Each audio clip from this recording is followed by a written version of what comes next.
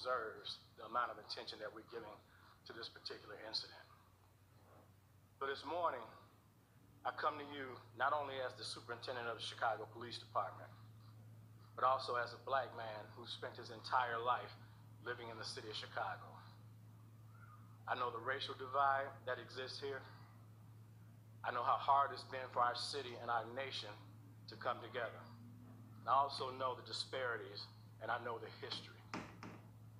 This announcement today recognizes that Empire actor Jussie Smollett took advantage of the pain and anger of racism to promote his career. I'm left hanging my head and asking why. Why would anyone, especially an African-American man, use the symbolism of a noose to make false accusations?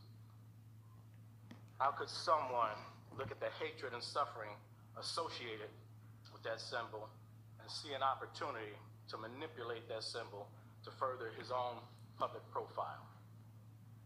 How can an individual who's been embraced by the city of Chicago turn around and slap everyone in this city in the face by making these false claims? Bogus police reports cause real harm. They do harm to every legitimate victim who's in need of support by police and investigators, as well as the citizens of this city. Chicago hosts one of the largest pride parades in the world, and we're proud of that as a police department and also as a city.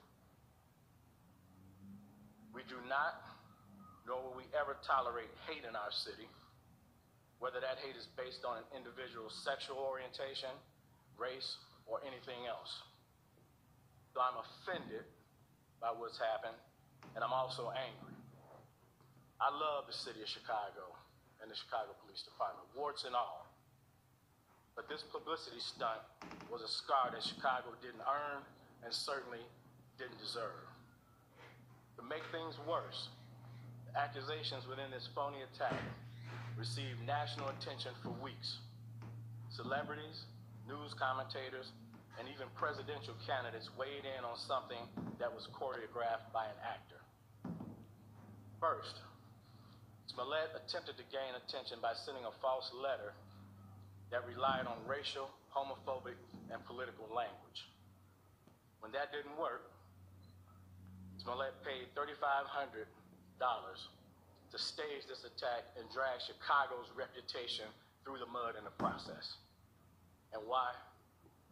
This stunt was orchestrated by Smollett because he was dissatisfied with his salary. So he concocted a story about being attacked. Now, our city has problems. We know that. We have problems that have affected people from all walks of life, and we know that.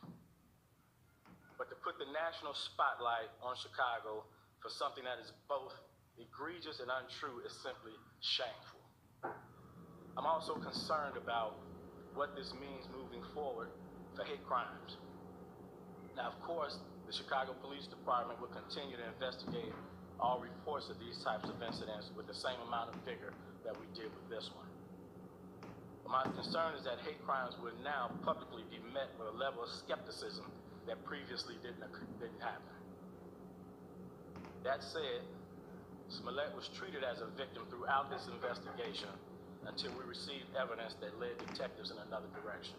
I couldn't be more proud of the unrelenting detective work that went into this investigation.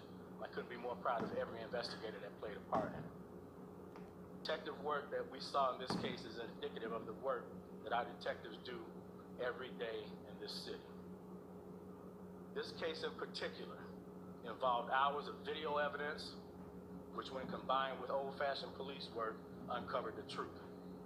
These detectives deserve all the credit in the world for carefully analyzing the leads and the evidence for weeks before coming to their conclusion. I'd also like to thank the FBI for their help in this investigation. The FBI's partnership with CPD has been pivotal in this particular case. I only hope that the truth about what happened receives the same amount of attention that the hoax did. I'll continue to pray for this troubled young man who resorted to both drastic and illegal tactics to gain attention. I'll also continue to pray for our city, asking that we can move forward from this and begin to heal.